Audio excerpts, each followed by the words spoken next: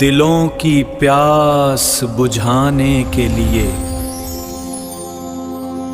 اجتماع بیان۔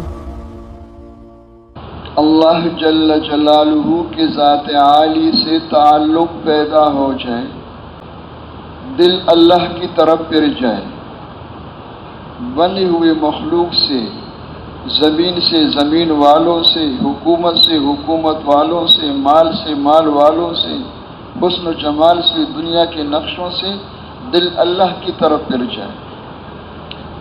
اب ان سب سے اللہ کے بغیر ہونے کا یقین دل سے نکل جائے، اور ایک اللہ جل جلالہ کی ذات و صفات و قدرت کاملہ کا یقین دل میں آ جائے۔ اللہ جل جلالہ کی محبت دلوں میں آ کر تمام محبتوں پہ غالب ہو جائے، اور اللہ ہم سے راضی ہو جائے اور خوش ہو جائے، اور ہم اللہ کی قدرت سے براہ راست پیدا حاصل کرنے والے بن جائیں۔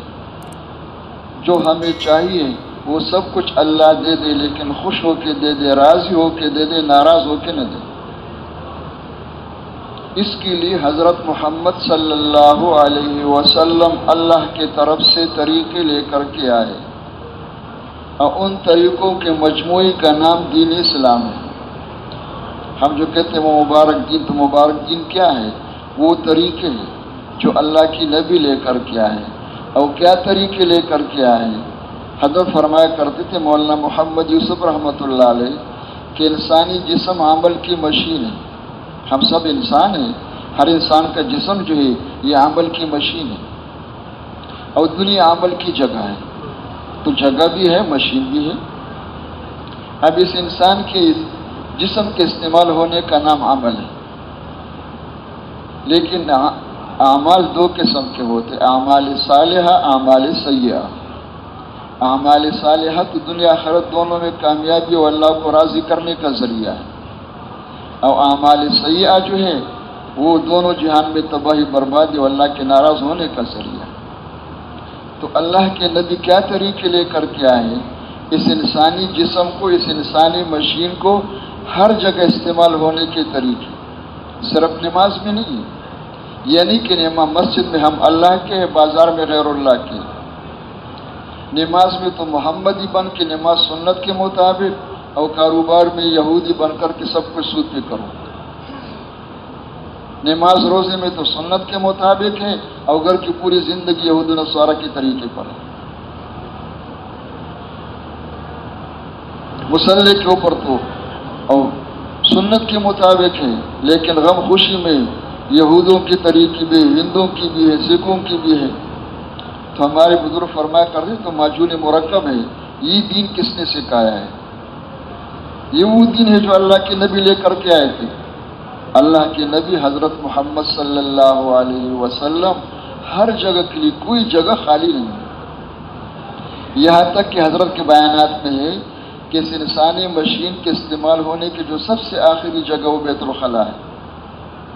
اس گرمی میں جانے کے لیے کوئی بھی تیار نہیں ہے، لیکن کیا کرے، بادشاہ بھی جا رہے ہیں، غریب بھی جا رہے ہیں۔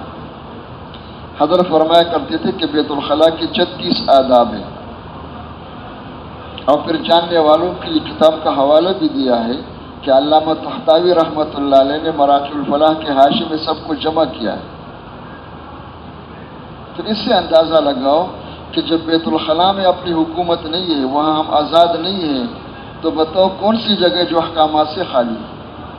اور ہم کہاں کا استعمال ہو رہے ہیں؟ ہر ایک اپنے آپ کو دیکھ لیں، اور وہاں کے احکامات کیا ہے وہ سب کا سیکھنا جو جہاں استعمال ہو رہا ہے سب پہ فرض ہے، اس میں کوئی گنجائش نہیں ہے۔ اب صرف ان کا سیکھنا نہیں ہے، سیکھنا تو ہوتا ہے کرنے کے لیے، ورنہ وہ سیکھنا وبال بن جائے گا، حجت بن جائے گی۔ تو اس کے لیے اللہ کے نبی صلی اللہ علیہ وسلم طریقے لے کر کے آئے ہر جگہ کے لیے۔ جب ان والے طریقے زندگیوں میں آئیں گے، اور زندگی میں آنے سے مراد کاپی میں لکھنا یاد کرنا نہیں ہے، یہ اس کا علم ہے۔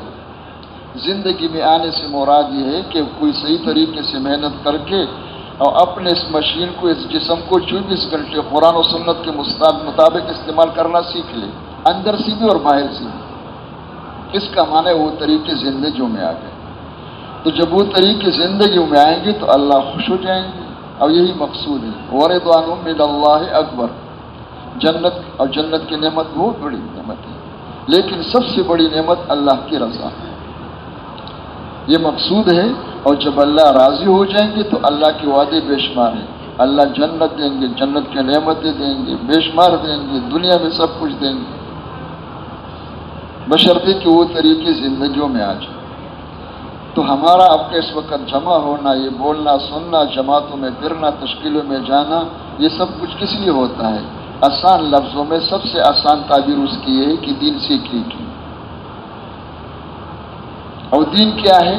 دین دو لفظوں کے مجموعی کا نام ہے، بندگی اور نمائندگی۔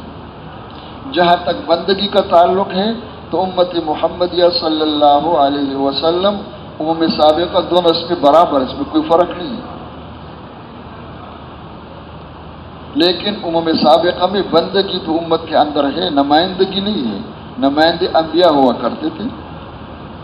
اس امت کے لیے ہے کہ حضرت محمد صلی اللہ علیہ وسلم کے بعد کسی کو نبوت نہیں ملے گی، کسی کو نبوت نہیں دی جائے گی، کوئی نیا نبی نہیں آئے گا۔ تو وہ جو نمائندگی ہے، جو اصل کام انبیاء کا تھا، وہ ختم نبوت کی برکت سے امت کی طرف منتقل ہوگی وہ ذمہ داری۔ تو ہم سب کا اس امت کی دین جو ہے دو کا مجموعہ ہے، بندگی اور نمائندگی۔ بھائی درخواست سب سے کہ سونے کا وقت نہیں، لیکن قریب والے جو ہے تو ذرا احتیاط کر لے بھائی، پہلے سیٹ والے سو جائیں گے تو پیچھے والوں کو کیا ہوگا۔ تو دین جو ہے دو لفظوں کے مجموعے کا نام ہے۔ اور سونا کی کیوں ہوتا ہے بھائی؟ ہمارے دادا فرماتے سونے کی نیت نہ کرو تو بچ جاؤ گے انشاءاللہ۔ سونے کی نیت کیا ہوتا ہے؟ دونوں گھٹنوں کو کڑا کر کے یہ حلقہ بنا دینا، آنکھیں بند کر کے جو ہے کیا کرے، گردن جھکا دینا۔ جب اس طرح کر لو گے تو انشاءاللہ نیت ہوگی، پھر اس میں کوئی دیر نہیں لگے گا۔ اس سے بچنا ہے، جزاکم اللہ خیر۔ بڑے بڑے قربانی کر کے بڑی قیمتی ہے، ایسا نہ ہو کہ آخر میں چند قدموں میں پیچھے رہ جاؤ۔ تو ان کو سیکھنا ہے، تو دونوں باتیں بندگی اور نمائندگی، اس لیے کہ ہمارے دو نسبتیں ہیں۔